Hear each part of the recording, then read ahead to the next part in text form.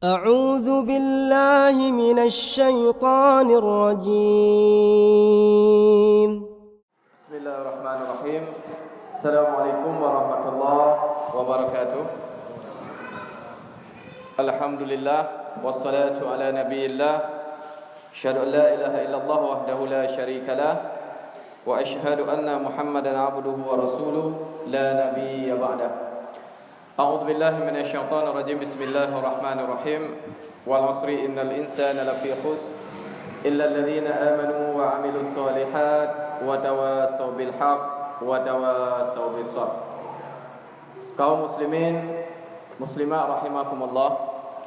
Alhamdulillah, dengan izin Allah malam ini kita jumpa lagi insyaallah.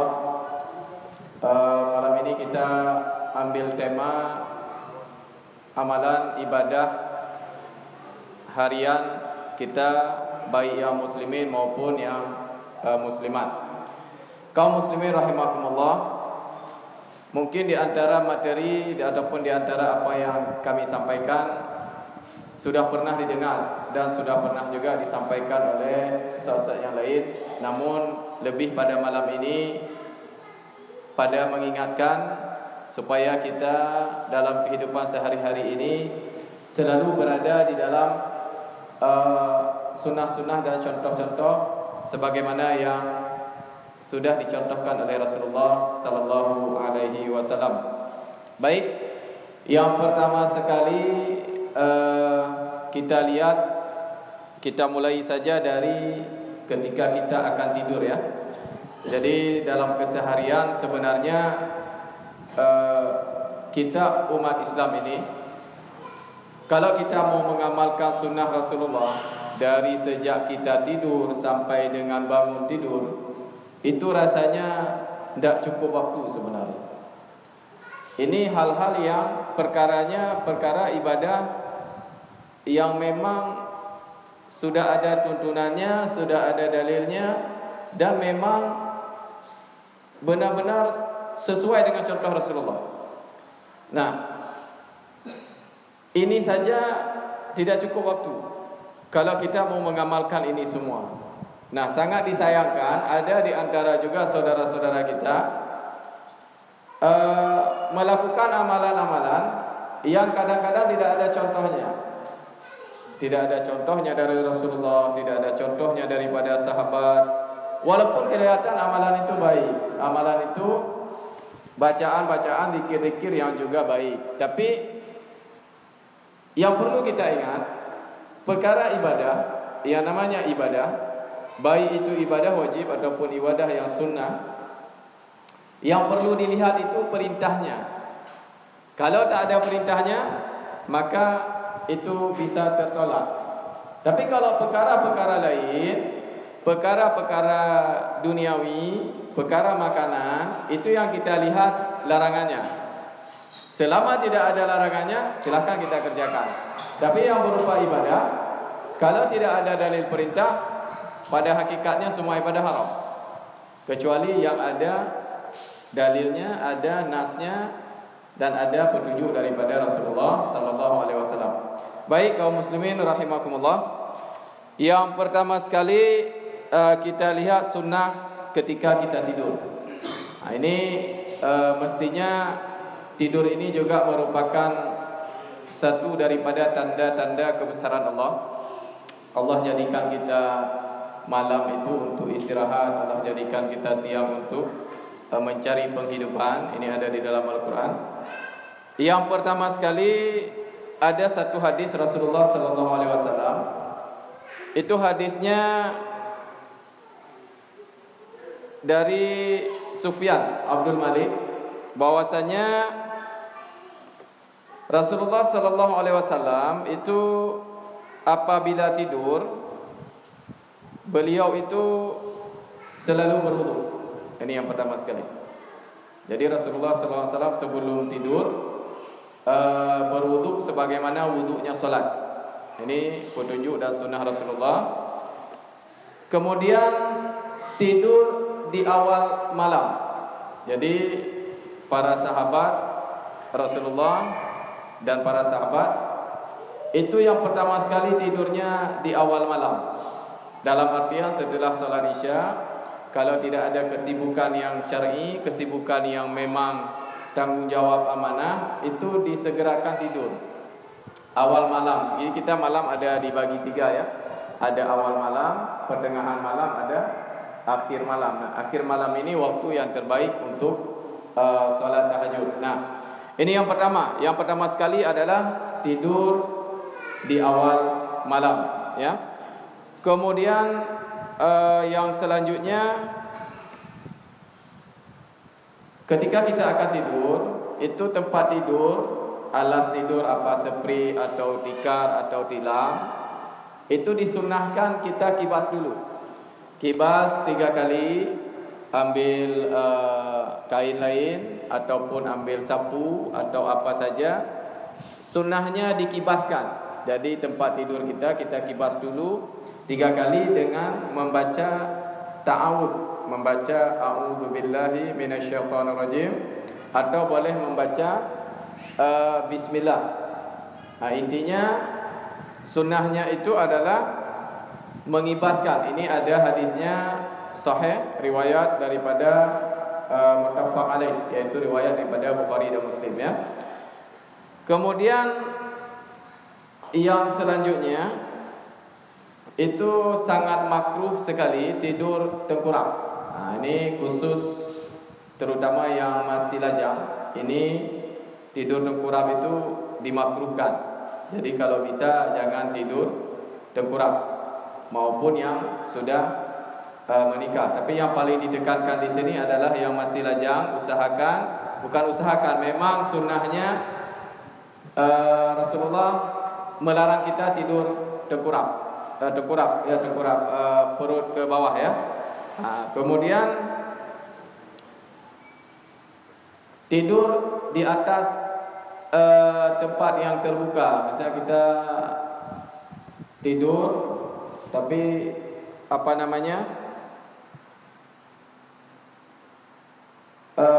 ada rumah, ada bangunan, kemudian ada di atasnya dak, ya, macam atap. Kita tidur di atasnya, ini dilarang oleh Rasulullah. Jadi kalau tidur di bawahnya, misal kita ada bangunan 1 lantai, 2 lantai, tapi lantai 2-nya belum ada atap. Nah, ini dianjurkan kita tidurnya di lantai 1-nya. Atau ada atapnya kemudian ada daknya. Nah, ini sangat dilarang kita tidur di tempat-tempat seperti itu. Dalam artian ini menjaga keamanan tidur. Jangan sampai kita malamnya mimpi dan lain-lain, akhirnya jatuh ke bawah. Nah, ini sangat dilarang, ya. Kemudian yang selanjutnya,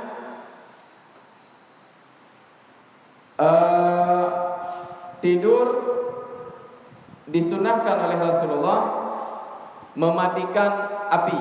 Yang pertama sekali kita matikan api, kemudian cek pintu jendela itu kita cek dulu. Ini sunnah Rasulullah. Jadi tidak hanya tidur itu sekedar tidur kemudian seolah-olah nutup pintu, tutup jendela, ini sebuah adat budaya kebiasaan, tidak. Dalam Islam juga diatur. Jadi saat ini kalau kita sudah tahu, ketika kita menjalankan ini, walaupun sudah kebiasaan sehari-hari, ketika kita jalankan ini menjadi pahala ibadah. Jadi pertama matikan api, cek dulu api, kompor, minyak, kalau ada minyak lampu, kalau zaman dulu, ya. Kalau sekarang kita umumnya listrik, walaupun ada juga di antara tempat-tempat kita yang masih menggunakan minyak lampu, yang bentuknya api dimatikan. Kemudian tutup pintu jendela. Ini sunnahnya sambil membaca bismillah. Nah, ini. Kemudian yang selanjutnya membaca doa-doa dan zikir. Jadi saat kita tidur, perbanyak baca doa dan zikir. Yang intinya yang pertama sekali doa tidur. Kalau doa tidur, insyaAllah semua bisa, ya. Doa tidur kalau dalam hadis Bismikallahumma ahya wa amut, satu, kemudian Allahumma ahya wa amut. Jadi ada 2, ya. Boleh dipakai dua-duanya. Itu benar insyaAllah.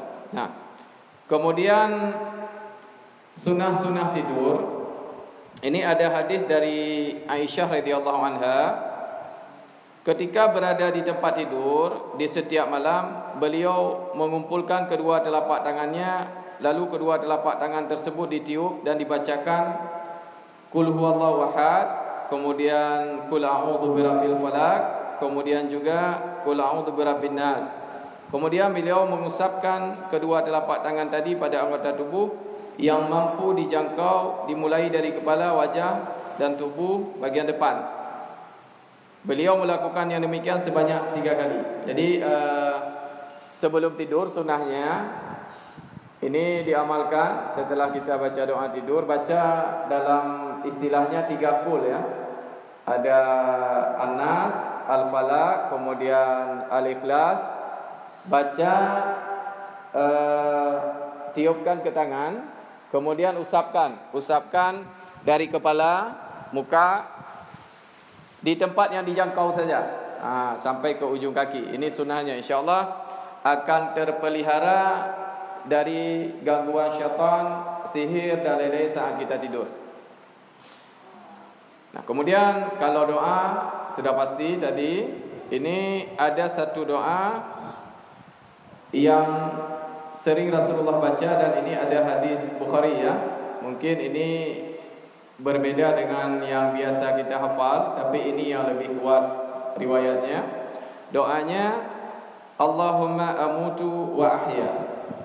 Jadi artinya hampir sama, cuman bahasa Arabnya yang beda. Allahumma amutu wa ahya. Ini yang Rasulullah sering baca.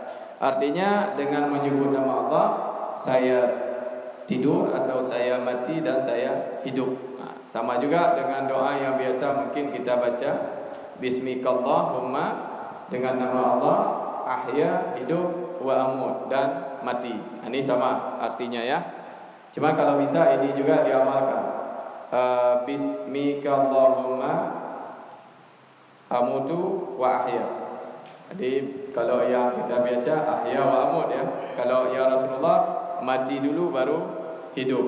Nah, ini lebih korelasi dengan apapun, karena kalau kita lihat surah Al-Muluk juga, Alladzi khalaqal mauta wal hayata, yang menciptakan mati dan hidup. Jadi kita dengan nama Allah yang kita itu mati dan kita hidup.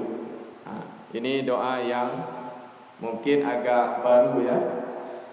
Kemudian bagaimana kalau kita saat tidur, sebelum tidur itu gelisah, kemudian was-was, kalau bahasa anak sekarang galau. Sebenarnya kalau orang Islam ini tidak ada galau. Galau ini bahasa yang baru masuk ke dalam KBBI tahun mungkin 2007-an ataupun 2000. Kalau dibuka KBBI Kamus Besar Bahasa Indonesia baru dia kata-kata galau ini. Nah, kalau orang Islam itu tidak ada galau. Ajaban li amril mukminin. Sungguh urusan orang Islam itu, orang mukmin itu sangat-sangat takjub. Yang pertama sekali, idza asabathum musibah qalu inna lillahi wa inna ilaihi raji'un. Kalau kita ditimpa musibah, kita akan mengucapkan inna lillahi wa inna ilaihi raji'un. Musibah apapun. Nah, kadang-kadang kita jumpa saudara kita, dia sampaikan, waduh, saya tadi kecebur got, kaki saya terkilir. Kita langsung innalillahi wa inna ilaihi raji'un. Teman kita berasumsi kita doakan dia cepat mati. Nah, ini salah pemahaman ya, salah kaprah. Sebenarnya kondisi musibah apapun yang kita hadapi, kita sendiri juga mengucapkan innalillahi wa inna ilaihi raji'un. Nah, kemudian kalau kita ditimpa nikmat, kita berdoa alhamdulillahilladzi bi ni'matihi tatimmus sholihat. Maha suci Allah, dengan nikmatnya mudah-mudahan menyempurnakan amal soleh. Jadi dua pun kondisi kita, musibah, nikmat, kita selalu bersyukur kepada Allah. Kemudian dalam keseharian, kalau kita melihat ada gunung meletus, gempa bumi, kebakaran, kita juga mengucapkan alhamdulillah. Alhamdulillah ala kulli hal. Maha suci Allah terhadap segala kejadian. Jadi tidak ada lagi istilah galau. Nah, bagaimana jika saat tidur kita itu gundah, kemudian macamlah kita diwaswas syaitan dan lain-lain, maka dianjurkan berdoa doa berikut. Mungkin sudah pernah kita sering sampaikan ya. A'udzu bikalimatillahi tammati min ghadabihi wa syarri ibadihi wa min hamazati syaitani wa ayyahdurun. Ini pernah hafal ya. Biasanya sering kalau mau tidur gundah ataupun saat mimpi, saat kita sedang tidur malamnya mimpi menakutkan, mimpi yang membuat kita keluar keringat, ketakutan, maka bacalah doa ini. Nah, nanti penghafalan doa-doanya bisa buka buku doa-doa, ada doa-doa ini banyak ya. Kemudian ada sunnah selanjutnya membaca ayat kursi sebelum tidur. Nah, ini sunnahnya. Kenapa? Riwayatnya ketika Abu Hurairah menjaga Baitul Mal. Jadi Abu Hurairah pernah diamanahkan menjaga Baitul Mal. Di sini sampai akhir ceritanya pada malam pertama didatangi iblis. Didatangi sebenarnya oleh satu makhluk. Pertama Abu Hurairah tidak tahu ya. Masuk mencuri sembako. Nah, kalau bahasa kita sekarang mencuri gandum dan lain-lain. Kemudian ditangkap sama Hurairah. Kemudian dia melas, saya mohon ampun, jangan ditangkap karena anak saya masih kecil-kecil, saya kelaparan. Akhirnya dilepas sama Abu Hurairah. Kemudian besok pagi Abu Hurairah lapor sama Rasulullah. Apa kata Rasulullah? Malam besok dia datang lagi. Nah, karena peringatan Rasulullah, Abu Hurairah kunci semua pintu, dia cek semuanya. Tengah malam diintip, rupanya masuk lagi. Tangkap lagi sama Abu Hurairah. Dengan pola yang sama, dia minta ampun sama Abu Hurairah. Akhirnya dilepas lagi oleh Abu Hurairah. Nah, lapor lagi Abu Hurairah dengan Rasulullah. Ya Rasulullah, semalam dia datang lagi. Benar, dia datang lagi. Kata Rasulullah, nanti malam dia juga akan datang lagi. Akhirnya tambah penasaran Abu Hurairah. Malam ketiganya semua dia periksa. Dia perkuat kunci-kunci dan juga pengamanan. Ternyata entah dari mana tiba-tiba makhluk ini masuk lagi. Tangkap lagi sama Abu Hurairah sampai Abu Hurairah mengatakan, malam ini tidak ada ampun.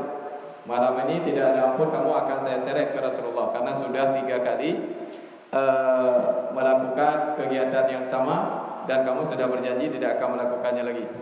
Akhirnya si makhluk ini mengatakan, wahai Abu Hurairah, saya tidak akan masuk lagi jika kamu melepas saya, tidak membawa saya kepada Rasulullah. Saya akan ajarkan kamu satu amalan yang mana siapapun yang mengamalkan ini sebelum tidur maka dia tidak akan diganggu oleh iblis. Nah, akhirnya diajarkanlah ayat kursi kepada Abu Hurairah oleh makhluk ini. Esok pagi Abu Hurairah lapor sama Rasulullah. Ya Rasulullah, semalam begini. Apa kata Rasulullah? Yang dia sampaikan itu benar, tapi dia itu iblis.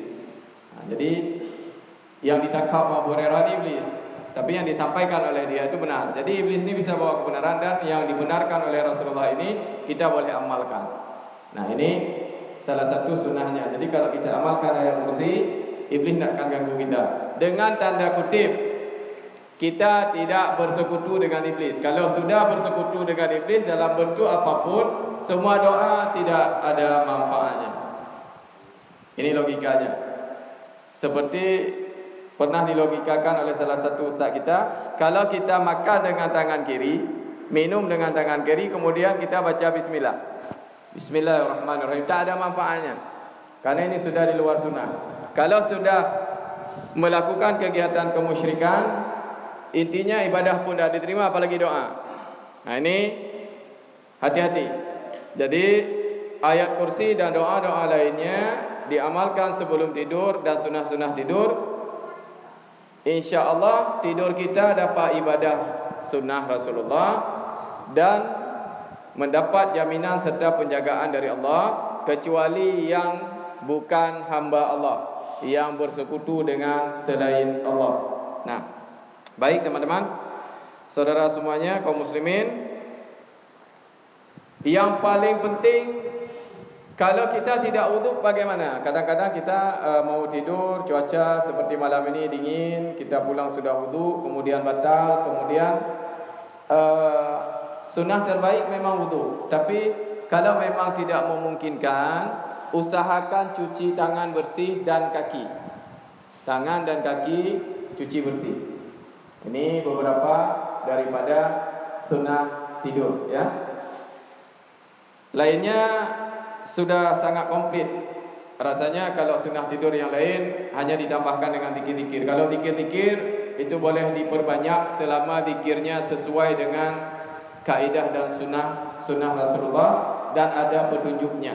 Nah, kemudian setelah tidur kita pasti bangun tidur. Nah, ini ada sunnah bangun tidur. Yang pertama sekali saat bangun tidur jangan lupa baca doa. Karena ada satu hadis, barang siapa yang bangun tidur kemudian dia lupa kepada hak Allah, maka sehariannya dia akan selalu sibuk.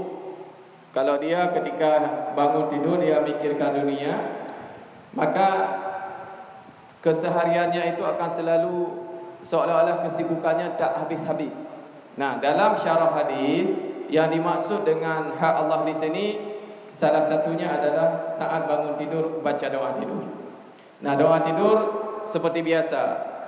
Alhamdulillahilladzi ahyana ba'da ma amatana wa ilaihin nusyur. Insyaallah kalau yang belum hafal nanti dihafal, ya. Kemudian mengusapkan tangan ke wajah untuk menghilangkan ngantuk. Jadi setelah bangun kita baca doa, ya usap tangan supaya hilang ngantuknya. Nah, ini juga sunnah dan ada dalilnya. Rasulullah bangun tidur lantas beliau duduk kembali menghilangkan rasa kantuk dengan mengusapkan tangannya ke wajah. Dan ini hadisnya sahih, hadis riwayat Muslim, ya. Ini diamalkan. Kemudian bersiwak ketika bangun tidur. Jadi saat bangun tidur bersiwak. Bersiwak, saya tidak mengatakan gosok gigi, intinya bersiwak. Boleh diartikan gosok gigi. Cuman kalau dalam hadis memang Rasulullah saat itu tidak pernah pakai sikat gigi seperti kita sekarang. Pastinya pakainya siwak karena masa itu siwak. Dan sunahnya memang yang terbaik siwak. Nah, jadi kalau bisa sahabat-sahabat semua, kalau ada siwak beli, simpan di rumah, pakai. Nah, cuman sekarang ketika kita pakai siwak sering dikonotasikan dengan jamaah-jamaah tertentu. Nah, ini jamaah inilah kalau pakai siwak. Padahal tidak. Rasulullah pakai siwak ini. Dan sekarang kita dengan kemudahan transportasi, benda-benda yang dulu pernah dipakai oleh Rasulullah sudah sampai di negara kita dan terjangkau. Nah, kemudian ada satu sunnah saat kita bangun tidur. Ketika kita bangun tidur, jangan langsung masukkan tangan ke dalam bejana air. Misalnya ada ember, ada kulah atau bak. Jangan kita ketika bangun tidur langsung tangan kita masuk ke dalam bak. Ambil dulu gayung atau apapun, cuci dulu tangannya di luar daripada bejana kita. Karena menurut hadis kita tidak tahu malamnya di mana tangan kita itu berada. Jadi saat kita tidur kita tidak tahu tangan kita berada di mana. Kadang nanti berada di posisi yang najis sehingga akan membuat air itu najis. Jadi sunnahnya saat bangun tidur ketika kita tadi sudah baca doa, sudah usap muka, ketika kita mau bersiwak, tangan kita cuci dulu. Cuman kalau ada keran lebih bagus, air yang mengalir lebih bagus. Ini kalau kita di rumah hanya ada bak ataupun ada timba timba seember, jangan langsung masukkan tangan. Tapi ambil dulu, cuci di luar dulu. Setelah itu boleh. Nah, kalau dirasa sudah suci, baru tangan kita boleh dipakai untuk membasuh yang lain. Nah, ini hati-hati, ya. Kemudian yang selanjutnya beristinsyaq. Ini belum posisi wudhu, ya. Ketika kita sudah siwak, kemudian juga sunnahnya memasukkan air ke dalam hidung. Pagi-pagi itu masukkan air ke dalam hidung seperti kita wudhu. Sedalam hidung, langsung buang kembali. Istinsyaq namanya. Nah, jangan kuat-kuat, sekedarnya saja. Atau kalau yang biasa itu ukuran hidung masing-masing. Nah, kalau Terlalu kuat kadang nanti ada yang sampai perih. Nah, namun ini diukur sendiri latihan sesuai dengan kemampuan hidung masing-masing. Ini sunnah ya. Kemudian selanjutnya baru kita berwudu.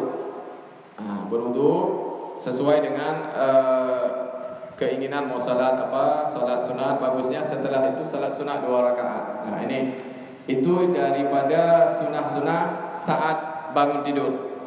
Nah, kemudian sunnah makan minum. Ini mungkin ada beberapa hadis sudah pernah kita sampaikan ya.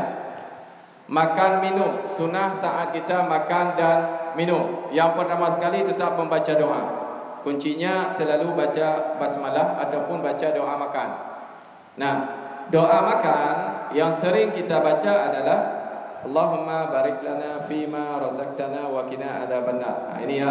Sebenarnya ada satu doa makan itu memang saat kita makan yang paling kuat hadisnya. Doanya adalah Bismillahi awwaluhu wa akhiruhu. Nah, ini doanya. Bismillahi awwaluhu wa akhiruhu. Nah, ini doa saat kita makan. Kemudian makan, kita dilarang oleh Rasulullah makan dengan piring ataupun wadah, gelas dan lain-lain dari bahan perak dan emas. Ini kalau di rumah ada yang bentuk perak ataupun emas, tempat makan atau minum, singkirkan, masukkan ke dalam lemari, jangan dipakai lagi untuk makan dan minum. Ini khusus buat kaum kafir. Kita nanti orang Islam makan dan minum dengan perak dan emas di surga nanti. Dan ini sunnahnya. Hati-hati ya. Jadi sebelum beli benda-benda, barang-barang, istri, ibu-ibu lihat dulu ini bahannya apa. Nah, perakkah atau emaskah? Ini dilarang kalau kita kaum muslimin, oleh Rasulullah dilarang ya. Tidak boleh makan dan minum dengan bersandar. Nah, ini sering kita kadang-kadang tidak ingat, karena ketika kita duduk di warung ataupun di rumah, posisi kita sudah ada kursi dan juga meja makan. Kadang kita makan bersandar. Ini dilarang oleh Rasulullah ya. Sunnahnya tidak boleh bersandar saat kita makan minum. Jadi kalau kita ada kursi, majukan tubuh sedikit. Jadi jangan sampai punggung kita ini mengenai daripada sandarannya. Ini diingat baik-baik, insyaallah bermanfaat sekali. Ada satu poin masalah makan dengan salat. Ada sering kita kadang dengar mendahulukan makan dengan salat. Nah, ini memang ada satu riwayat Rasulullah. Rasulullah itu kalau di malam hari, seandainya sudah ada makanan, kemudian salat malam ya, salat Isya ya, malam hari kalau ada makanan, kemudian tiba-tiba mau makan dalam posisi sangat lapar, tiba-tiba iqamat. Ini oleh Rasulullah, beliau makan dulu. Ini sunnahnya. Tapi tidak hanya salat malam. Pendapat ulama yang masyhur, semua bentuk salat dalam kondisi benar-benar lapar. Bukan hanya sekedar lapar, tapi betul-betul kondisi sangat lapar. Mungkin teman-teman semuanya, saudara-saudara kaum muslimin, muslimat, tahulah kondisi sahabat. Kalau lihat sejarah, itu bagaimana kondisi para sahabat itu, kelaparannya bagaimana. Bahkan dalam satu riwayat, ketika penggalian Khandaq, penggalian parit, saat akan terjadi perang Khandaq itu, ada sahabat menemui Rasulullah, "Ya Rasulullah, saya kelaparan." Dia masukin batu ke dalam kainnya ya, ke dalam pakaiannya ini untuk menahan lapar. Kemudian Rasulullah diam-diam buka kainnya. Rupanya Rasulullah lebih banyak batunya. Nah, segitunya para sahabat saat itu. Nah, jadi kondisinya sangat lapar. Ini harus dipahami, kondisinya sangat lapar. Itu dianjurkan, disunahkan kita makan dulu. Nah, ini bisa dipahami insyaAllah ya. Tapi jangan jadikan kebiasaan setiap waktu akan salat dihidangkan makanan. Ini juga keliru. Tapi kadang-kadang kita pas pulang dengan kondisi tertentu sangat lapar, begitu kita akan menghadapi hidangan, terdengar suara iqamat. Bukan azan ya, azan panggilan, iqamat. Itu kalau azan ya silakan makan terus. Tapi kalau iqamat ini kan menuju waktu solat. Ini kalau memang sangat lapar, disunahkan makan dulu. Nah, ini. Kemudian yang selanjutnya, makan minum dengan tangan kanan. Ini buat bapak-bapak dan saudara-saudara yang ada adik yang kecil-kecil, dididik dari sekarang. Dan kalau ada saudaranya, temannya tiba-tiba makan dan minum dengan tangan kiri, itu boleh dipukulkan. Jadi kalau dia nak makan, kemudian itu boleh ditahan. Kalau dia makan, bahkan boleh kita tepis supaya makanannya jatuh. Nah, kalau kondisi makanannya masih okey, itu makanan yang sudah jatuh dalam kondisi masih cuma kotor, berdebu, tidak bernajis. Ada sunnah satu lagi, makanan itu boleh diambil, kemudian dibaca bismillah, baca nama Allah, sebut nama Allah, ditiup, kemudian boleh dimakan lagi, kecuali makanan yang bentuk cairan. Misalnya kita gorengan, kemudian ini terlepas masalah kiri tadi, kemudian jatuh di tempat yang memang suci, itu disunahkan ambil lagi. Kalau ada iklannya, dulu belum 5 menit katanya. Sebenarnya ada sunnah Rasulullah di sini. Ini boleh kita ambil, tapi baca bismillah, tiup, ditiup. Kalau ada debu, bersihkan. Jadi kemudian makan disunahkan ketika makanan sudah mendingin. Ini jangan lagi panas-panas kita langsung makan.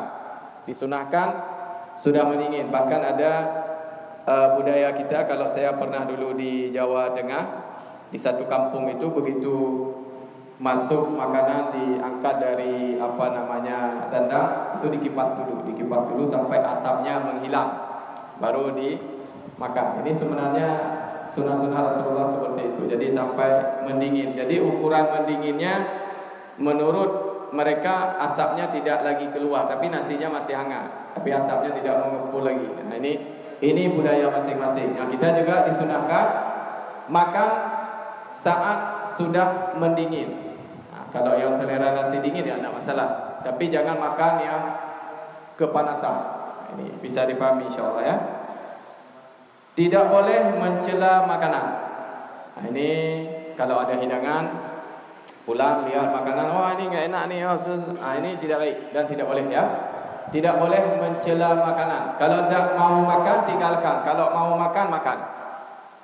Bahkan mencela sampai bahasanya begini, ini saya ini enggak enak. Itu sangat tidak boleh. Kadang ada saudara kita yang enak, bagi kita tidak enak, sudah diam saja. Jadi makanan cukup dilihat, tak suka geser, atau kita yang pindah. Tidak boleh dikomentari dengan celaan-celaan. Ini sunnahnya. Kemudian tidak meniup pada air minum. Jadi kalau ada air panas, tidak boleh tiup, ataupun air dingin, kita tidak boleh tiup lebih dari 3 kali. Ambil air, kita tiup lebih 3 kali, tidak boleh. Bahkan kalau ada air yang tidak ada sebab apapun, tak boleh tiup. Kalau kepanasan, ya diusahakan tunggu dingin dengan teknik lain. Intinya tidak boleh ditiup, air tidak boleh ditiup, ya. Ini perlu diingat sekali. Tidak minum langsung dari mulut bejana. Misalnya ada teko di rumah ataupun ada ceret, langsung minum dari mulutnya. Ini dilarang ya. Kecuali memang botol minuman memang diciptakan seperti itu. Misalnya botol minuman pedayung sepeda, ini memang diciptakan seperti itu. Ataupun itu memang sudah gelas minum. Ini yang kita pahami adalah dari teko ataupun dari ceret yang umum, yang besar, yang memang dia tempat menyimpan air untuk dituangkan ke tempat yang lain. Nah, ini sangat dilarang minum langsung ke tempatnya. Kemudian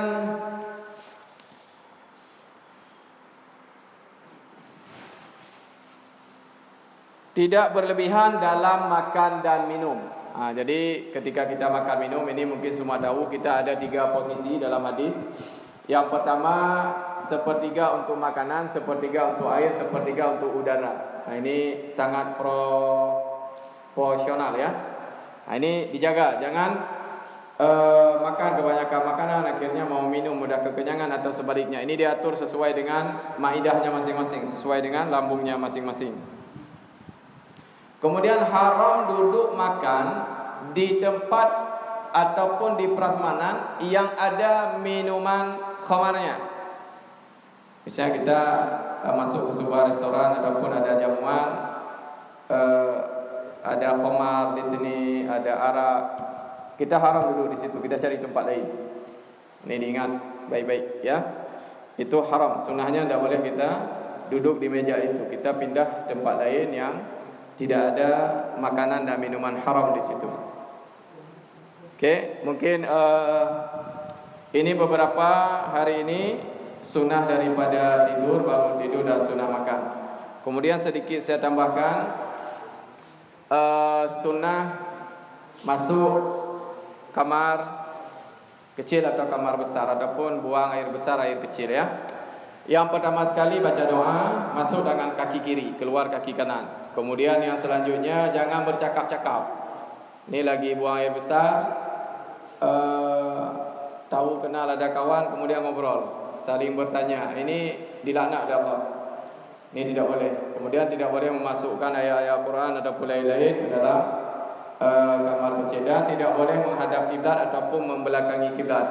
Dianjurkan menggunakan hijab sitar kalau kita mau buang air kecil, air besar, pakai hijab. Kalaupun tidak ada, misalnya ada ramai orang, belakangi orang. Jadi misalnya ada orang banyak sana, kita cari tempat yang membelakangi daripada orang-orang.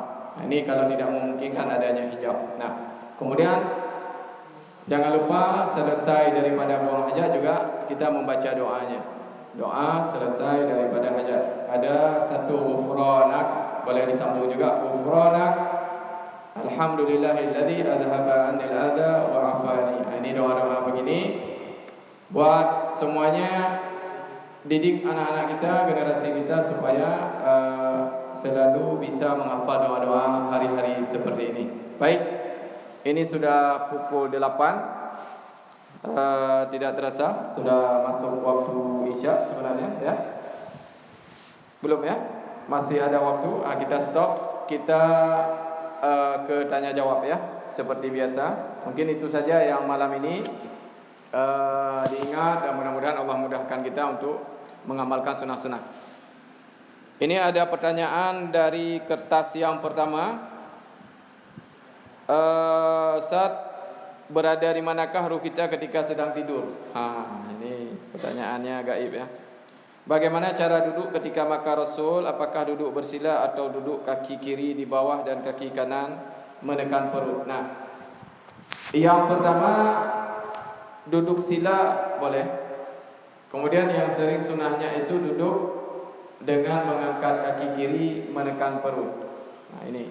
Dan sunnahnya duduk makan itu duduk, tidak di meja. Kemudian sunnahnya juga makan bareng-bareng. Kalau di rumah makannya bareng-bareng, makannya bersama untuk berkah. Kemudian bagaimana hukumnya makan di foto terus di-upload di medsos? Ini zaman sekarang ya. Sebenarnya ini lebih kepada etika dan estetika. Kalau kita foto makanan, ya bagaimana ya? Kalau semua yang lihat orang yang memang gila makan gimana? Sementara kita ada hadisnya, kalau kita masak makanan kita bagi tetangga kita. Nah, terlepas daripada begini, kalau tidak ada manfaatnya kita hindari saja. Kemudian kalau masalah ruh, saya tidak bisa jawab ini. Ketika kita tidur, ruh kita ada di mana? Ini saya tak bisa jawab karena ini perkara ruh, dan tak ada satupun bacaan yang saya pernah dapat ruh kita itu ada di mana. Nah, intinya kalau kita sudah berdoa, ini ada di dalam jaminan dan genggaman Allah. Wallahu a'lam. Kemudian mohon maaf Ustaz, keluar dari tema. Dimaafkan. Apa hikmah dari jumlah rakaat dalam solat? Yang kedua, apa perbedaan antara infak, sedekah dan zakat? Okey. apa hikmah dari jumlah rakaat dan salat? Nah, saya juga tidak bisa jawab. Karena kita dalam menerima perintah, terutama yang bentuknya perintah wajib seperti ini, itu cukup dengan sami'na wa ata'na, selesai. Kita cukup, kita dengar, kemudian kita patuh. Tak perlu cari hikmah-hikmahnya.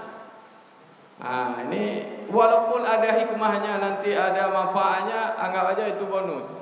Tapi ibadah-ibadah qat'iyah seperti ini, kita tidak perlu cari hikmahnya. Walaupun ada, pasti ada. Kenapa? Kalau kita dahulukan hikmahnya, beda zaman, beda manfaat. Akhirnya yang salah salat apa hikmahnya? Ini masalah.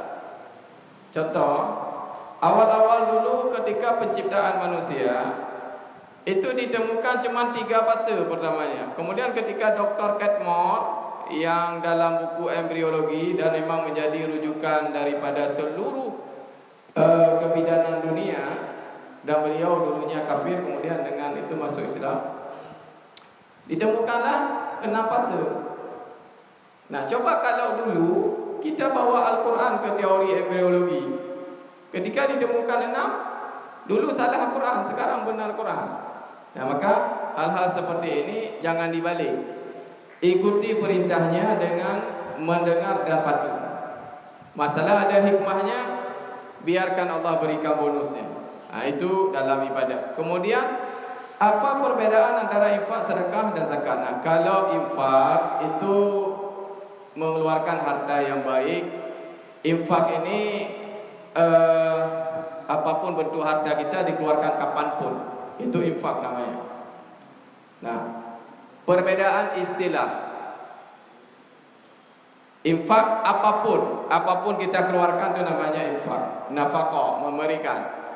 Kalau sedekah itu sesuatu yang kita berikan dengan istilah berbeda, karena sedekah ada 2. Ada sedekah jariah, ada sedekah non jariah. Sedekah jariah itu kalau kita berikan sedekahnya, pahalanya ngalir terus selama benda yang kita sedekahkan atau barang kita sedekahkan belum rusak. Misalnya mau sedekahkan sajadah untuk masjid, selama bendanya belum rusak, belum digantikan dengan model baru atau apapun, ini pahala jalan terus. Ada sedekah biasa. Ini pembedaan istilah, ya. Kemudian yang sangat-sangat perlu kita pahami, zakat. Kalau zakat ini ada 2 juga, ada zakat fitrah, ada zakat mal. Bedanya kalau zakat ini dia ada nisab dan ada haulnya. Baru dikeluarkan zakat kalau harta kita sudah ada ukuran tertentu dalam waktu tertentu, biasanya setahun. Misalnya zakat harta, kita punya pendapatan harta sekian, dalam waktu setahun diakumulasi, maka zakatnya sekian. Ataupun kita ada nyimpan emas, maka zakatnya 2,5%. Nah, ini bedanya. Kalau infak, kita boleh infak kapanpun. Sebenarnya ada satu lagi, hadiah. Ini saya tambahkan. Kalau infak, sedekah dan zakat diutamakan diberikan kepada kaum muslimin yang memang berhak, fakir, miskin dan lain-lain penerimanya. Tapi kalau hadiah boleh diberikan kepada saudara kita yang bukan Islam, saudara kita yang kafir, beragama lain, boleh kita hadiahkan. Itu hadiah ini tidak ada melihat kondisi, kita boleh berhadiah kepada siapapun. Ini insyaAllah, ya. Kemudian apa yang harus kita lakukan ketika bertemu syaitan? Waduh, ini siapa yang pernah ketemu syaitan? Apa yang harus dilakukan ketika kita merasa takut? Terima kasih Ustaz, sama-sama. Nah, ini orang yang bertanya perlu saya tanya, pernah jumpa syaitan enggak? Pernah jumpa syaitan? Nah, kalau kata Imam Asy-Syafi'i, barang siapa mengatakan saya melihat jin, saya melihat syaitan, maka sudah musyriklah dia. Terus yang kita lihat tu, kadang saya lihat bagaimana yang kita lihat itu jelmaan jin atau syaitan. Jadi kita harus mengucapkannya jelmaan. Saya dipahami, ya? Tadi saya lihat jin, istighfar terus tu. Salah ucapannya. Yang benar saya tadi lihat jelmaan jin. Nah, mungkin itu maksud pertanyaan. Kalau kita melihat jelmaan jin atau jelmaan syaitan, baca ta'awudz saja. Baca a'udzubillahi minasyaitonirrajim. Dan memang tidak tertutup kemungkinan ada dua kondisi kita bisa melihat jelmaan daripada jin atau syaitan. Yang pertama, kita ada kekurangan di mata kita. Ini bukan kelebihan ya. Biasanya kalau disebut anak indigo dan lain-lain, ini bukan kelebihan, ini kekurangan. Itu kalau diruqyah insya-Allah hilang. Nah, dan itu penyakit. Nah, ada satu lagi kondisi jin berusaha menampakkan diri kepada kita dengan izin Allah. Nah, ini bisa saja terjadi. Nah, bagaimana caranya? Baca doa, berzikir. Nah, kalau enggak tangkap. Nah, insya-Allah ya. Karena mereka tipu daya mereka lemah. Yang perlu kita pahami, inna kaida syayatin dhaifa. Tipu daya mereka itu lemah. Meskipun dia takut-takuti, dia jelmakan apa saja. Bahkan dia bisa jelmakan apa saja. Tidak mesti harus bentuk yang serem. Mereka sering berkamuflase dengan ular, anjing hitam dalam hadis. Bahkan mereka bisa masuk ke dalam tikus. Nah, ini kalau di rumah banyak tikus, peliharalah kucing. Kalau tidak, diruqyah rumahnya. Nah, kemudian apa yang harus dilakukan ketika kita merasa takut? Ketika kita merasa takut dalam kondisi bagaimana? Takut masalah lahiriah atau takut masalah batiniah? Kalau takut was-was batin, banyak-banyak zikir. Ala bizikrillah tasma'innal qulub. Bukankah dengan berzikir kepada Allah maka akan menenangkan hati? InsyaAllah ini ada lagi. Apa hukum minum nira? Sekian, terima kasih. Ini nira ada beberapa kondisi. Baik nira hijau ataupun nira kelapa. Kalau di Medan ada nira kelapa ya. Itu kalau di Aceh jarang pohon kelapa dibuat untuk nira. Ataupun daerah lain yang ada macam di Bogor ada juga memang kebun hijau ya, kebun nira ni. Kalau kondisinya masih manis, halal. Biasanya 1 sampai 3 hari. Kalau sudah beralkohol, sudah rasanya pahit, itu sudah menjadi arak, tua dan lain-lain. Itu sudah haram dan najis. Kemudian sampai dengan pengalaman kearifan lokalnya dan juga penelitian 44 hari itu dia berubah lagi menjadi cuka. Ini halal. Ini ada proses seperti anggur. Anggur saat kita makan pertama manis, saat sudah diperah disimpan hari pertama manis, setelah disimpan jadi wine, disimpan lagi jadi cuka anggur. Nah, ini proses ya. Ini tidak dilihat unsurnya, tidak dilihat namanya, lihat perubahan unsurnya. Nah, ini ada beberapa ciptaan Allah yang memang terjadi seperti ini. Inilah yang dari halal jadi haram, kemudian jadi halal kembali. Nah, ini hati-hati kalau sudah bentuk arak haram. Kemudian manakah yang harus didahulukan antara akikah atau kurban? Ya. Dia begini. Ini sering pertanyaan. Akikah beda waktu, kurban beda waktu. Akikah yang sangat sunnahnya itu 7 hari setelah kelahiran. Kemudian kita diakikahkan dengan menyembelih kambing. Kalau perempuan 1 kambing, laki-laki 2 kambing. Kambing yang sudah sampai umurnya. Nah, ini ya pertanyaannya ini saya pahamikan begini. Mungkin pertanyaannya nih saat ini kita mau Idul Kurban, tapi saya belum akikah. Apakah saya akikah dulu atau kurban dulu? Ya kurban dulu. Kalau sudah sampai waktu kurban kita kurban dulu. Nah, namun kalau belum akikah bagaimana? Ya, waktu kurban dulu. Nah, insyaAllah begini ya. Ini kalau saya pahami pertanyaannya. Nah, walaupun ada pendapat akikah dulu. Tapi pendapat terkuat akikah itu hari ke-7. Meskipun ada pendapat setelahnya dihitung kelipatan 7, 21 dan lain-lain. Nah, ini kalau masuk hari kurban, punya kemampuan kurban. Karena hadis kurban juga kuat dan momennya berbeda dengan akikah. InsyaAllah. Wallahu a'lam bishawab. Mungkin ini saja. Selesai ini pertanyaannya, tidak ada lagi yang tertulis. Dan waktu isya pun sudah sampai ya. Hadanallahu yakum ajmain. Mohon maaf atas segala kekurangan. Wallahu a'lam bishawab.